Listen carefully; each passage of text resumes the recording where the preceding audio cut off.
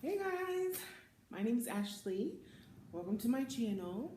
This channel is going to be about my pregnancy journey and just updating you all on where I am in my pregnancy and how baby girl is doing. So, again, my name is Ashley. I'm 25 years old. I'm in my second year of marriage, which is exciting. I'm in a same gender loving marriage, so that's also exciting. I am 29 weeks pregnant with a little girl whose name is Isley, and I'm so in love with her name. Her mom actually chose her name. I had nothing to do with her name at all because if it was up to me, her name would be like Freedom or Rhythm or Rain or Saturn or something out of this world. But Isley, I think, is fitting for how I feel this little girl, is going to be who I feel she's going to be. I'm a stay-at-home wife, and I will also be a stay-at-home mom. We just recently relocated because my wife's job relocated us. So we just recently relocated. So I'm not working. She wanted me to stay at home and enjoy this pregnancy without any stress or anything like that. So that's what that is. And if you see me looking down, it's because I have notes. I just want to stay on track.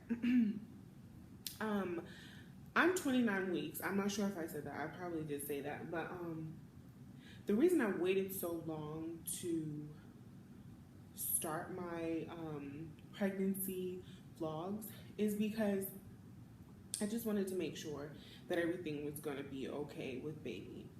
And because we actually lost our first baby. We lost our first baby at 10 weeks.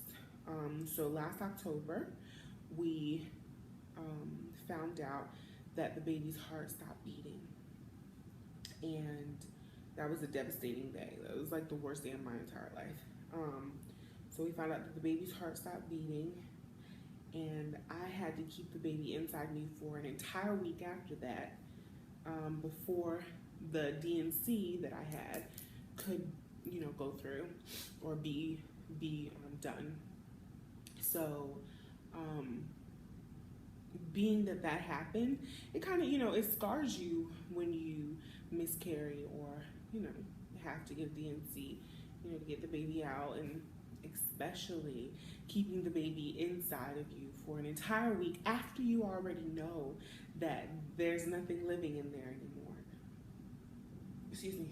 That was devastating for me. So I just wanted to wait, and I think I did well with that. Like, I waited long enough for me to feel comfortable with this pregnancy, to start sharing with the world how excited we are about bringing our little girl into the world. So we're 29 weeks now. Symptoms at 29 weeks. I'm out of breath. I know a lot of people say that, but I hadn't realized I was out of breath until I tried to pre-record to see how the sound sounded in my house. I didn't realize how out of breath that I was until I heard myself back. So I'm out of breath. I'm swollen. As you can see, I have on this little silicone ring that we had to purchase through Amazon because my wedding ring doesn't fit anymore. So my hands are so swollen, if you can see. Like, I'm so swollen. My feet become swollen, my breast, my nose, my lips. I feel like it makes my speech sound different too. 29 weeks, baby girl is definitely kicking. Her mom talks to her really late at night. So she thinks that nighttime is turn up time, when no, it's not turn up time. It's time to go to sleep. But my wife loves to talk to her at night. My wife is a night owl, so when I'm sleeping, she comes and talks to baby, and baby kicks and responds so well to different voices, especially her mother's voice. How we got pregnant is we chose our donor through New York International Cryos Bank. And our first donor, we used, that ended in miscarriage, which I let you all know already. So we chose another donor, not because we felt like he wasn't, a good donor or not. We just, he was actually out of vials for us to use. So we didn't use him we couldn't use him because he was out. Or the motility of the sperm that we wanted to purchase from him, it wasn't high enough. So we're like, why spend money on this, and it's not what we want. So we chose another donor who I believe is a great fit. We're 29 weeks pregnant, and the motility of his sperm was high, super high. I think it was 30, motility 30, which was the highest for us at that time that we could afford. So we got motility 30, and everything was going really well. Now, last week, I just took my glucose test, and I wasn't supposed to take it until September 2nd, but being that I switched doctors, they asked me if I wanted to take it. I took it, and I failed. So now, instead of just being done with the 1 hour test, I have to go and take the 3 hour test, which is fine. I feel fine. I don't feel like I have gestational diabetes at all. I'm leaving that in God's hands. But it happens. Mostly women do fail the first gestational diabetes test. They have to take the 3 hour test anyway. But being that it was sprung on me, I ate bad for breakfast. If I had known differently, I would have ate differently, and maybe I would have passed. Who knows? Whatever. But I have to go back. I've also been diagnosed with anemia in this pregnancy, and anemia is no joke, guys. Like, you feel weak, you feel tired all the time, and I just thought it was just, a lot of women are affected by anemia when they are pregnant. So I just thought it was just the baby and whatever until they checked my blood, because I'm like, there's something not right. So I had to go to the hospital, and they figured out that I was anemic. And my nutritionist, I go and see a nutritionist, she let me know that sweet tea, being I live in the South, we drink a lot of sweet tea here. So,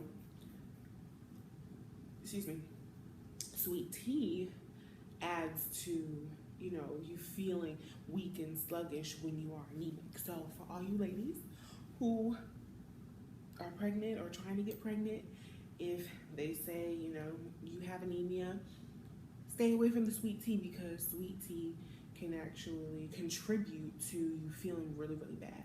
That's what I learned. Sweet tea, iced tea, whatever y'all say. What else? So I burp a lot. It doesn't really come out the back end as much as it comes out, the front. I burp a lot, like a lot. It's actually slowed down a lot. In the beginning, it was horrible. Like, it was like I was a man, burping super loud all the time. What else? My eating has picked up. In the beginning of my pregnancy, I couldn't even finish a complete plate. Like, my aunt, my stepmom, my dad, and my wife, everybody had to force me to eat because I could not eat. I threw up so bad. Like, I had the worst morning sickness ever. For 5 months, I was throwing up and feeling weak and sick for 5 months. And now I can eat. I picked up weight. I was losing so much weight. In the beginning of my pregnancy, I lost 35 pounds. And now I picked it all back up. And I'm so happy. Every time I go to the doctor's office, a lot of women get really upset about how much weight they gained during their pregnancy. No, I'm so excited about gaining weight, because that means that my baby is getting what she needs. And I know that Operation Snapback is going to be in full effect when Isley gets here. I'm a very active person, and I eat very well. So I'm okay with it. I'm excited about how my body is growing, even though it's different for me to see, especially being that I was on fertility medication. I'm sorry, they're mowing the lawn out there. Especially when I was on fertility medication, put a lot of weight on me as well. I gained like 13 pounds in the first 2 weeks of my, starting the fertility process. And then with me being sick and not being able to eat, I lost it, and now I'm able to eat. Now I gained it all back. So it is what it is. I have stretch marks all on my stomach from baby girl. It's like all down here. Yeah, I'm noticing my neck is a lot darker, and that is normal for darker skinned women like myself. My nails have grown, but they break off, but they grow a lot. Sorry if you guys can hear them outside doing the lawn. What else? I don't know, guys. I'm just excited to start this journey with you all. If you guys have any questions for me, please let me know. I'm so excited.